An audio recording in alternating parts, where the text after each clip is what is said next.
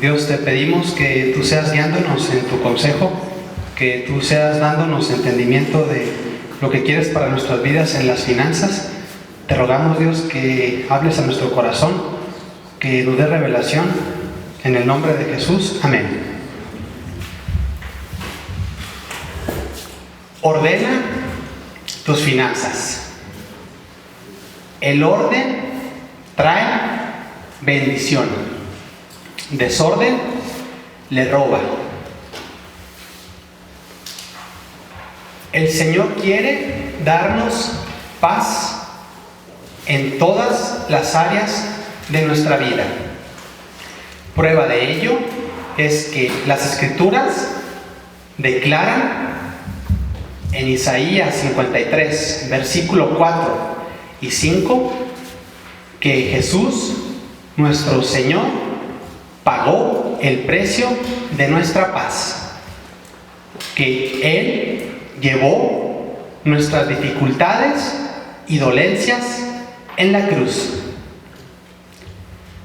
La palabra que se usa para paz en el hebreo, que es el idioma original en el que se escribió la Biblia, es shalom y significa bienestar, significa plenitud, significa paz. Por ello, tenemos la certeza de que Dios quiere nuestra paz financiera.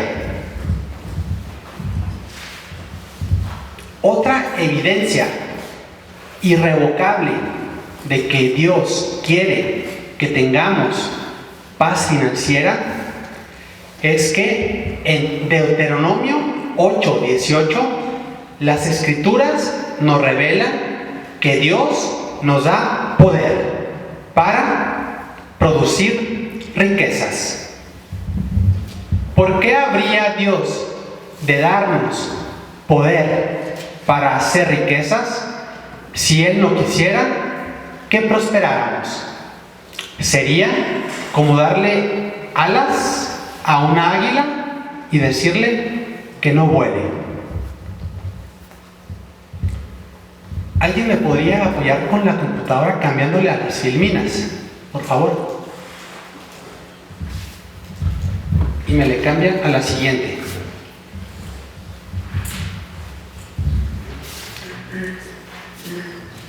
El peor error que puede cometer un creyente respecto a las finanzas es creer que Dios no quiere su paz financiera.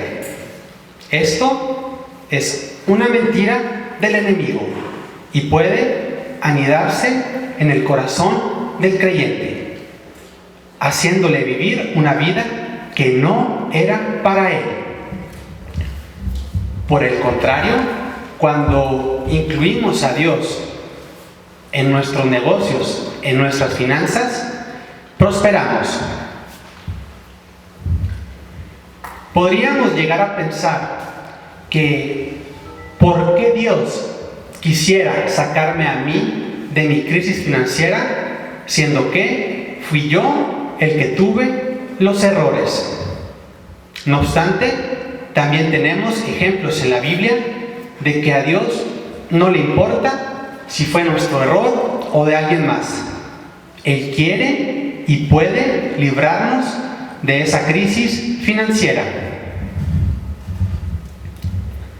Recordemos que cuando Adán y Eva pecaron contra Dios, ellos se vieron desnudos, descubiertos, se vieron vulnerables. Ellos no sabían cómo cubrirse, pero para su error, Dios ya tenía una provisión, dándoles gratuitamente pieles de animales para que ellos se vistieran.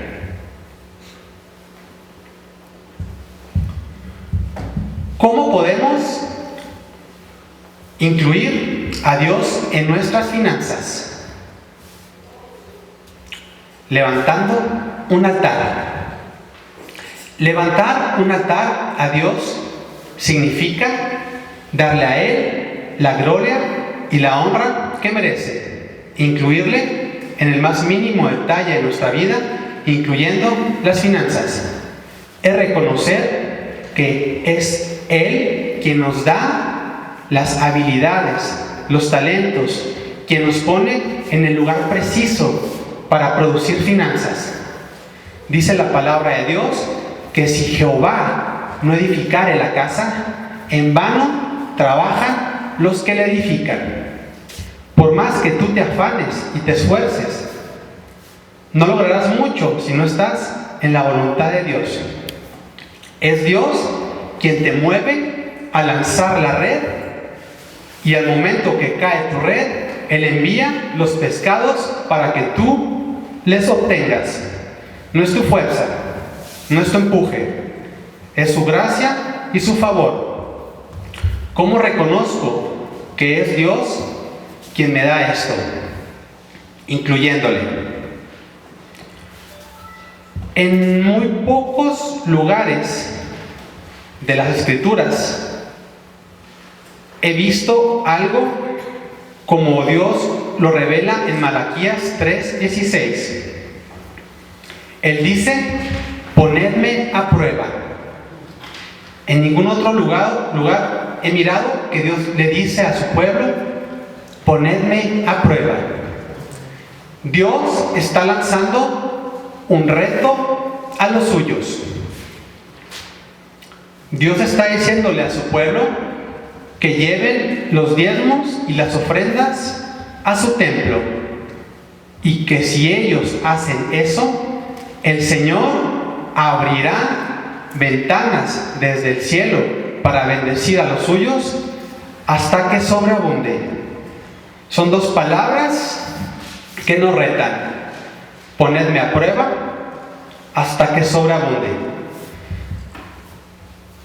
Quizá algunos dirán: se me complica diezmar, se me complica ofrendar, porque mi situación financiera no es la ideal. Pero yo te digo esto: Dios no miente, y si Él está lanzando ese reto, es porque Él lo respaldará. Vale mucho más en tu economía 90% de tu sueldo después de haber diezmado que el 100% de tu sueldo sin incluir a Dios en tu equipo. Pues el Señor tiene el poder para abrirte puertas, para darte descuentos, para regalarte economía, bendecirte de alguna manera. Si tú honras a Dios, incluyéndole por medio de ofrendas o diezmos, da por seguro que Él te respaldará. En una ocasión me encontraba con las finanzas apretadas, me sentía con el agua hasta el cuello. Habían pasado algunos meses que no había pagado la mensualidad de la casa. Entonces me puse a orar, fielmente seguí diezmando. A los pocos días, una persona de la inmobiliaria viene y toca a mi casa, sin que yo le buscase, ofreciéndome enviar el adeudo que tenía hasta el final del crédito. Y así me puse al corriente. En otra ocasión, en esta misma etapa de mi vida, donde yo clamaba a Dios por la holgura financiera, un familiar se acercó a mí y me bendijo económicamente con una suma de dinero que yo necesitaba. Pero solamente hasta que lo haces, que incluyes a Dios en tus finanzas y le levantas un altar, Él se manifiesta.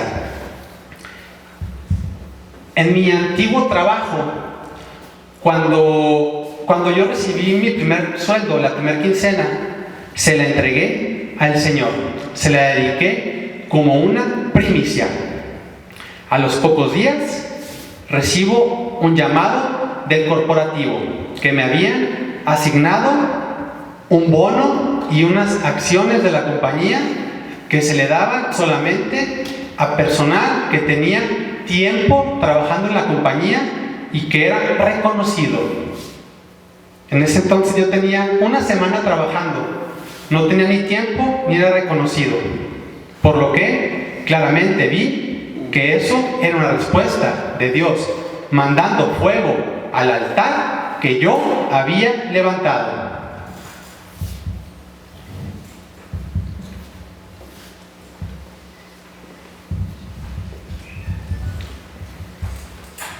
Para ordenar tus finanzas necesitas cambiar tus hábitos.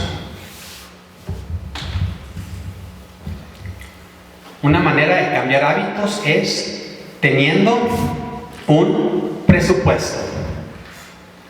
En ese presupuesto tú debes cubrir las áreas que son más sensibles, siendo estas: la primera, Dios.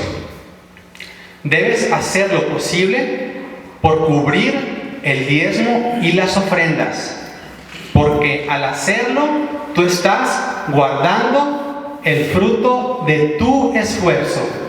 Sería algo similar a comprarle un seguro a tus finanzas, a comprarle un seguro a tus activos.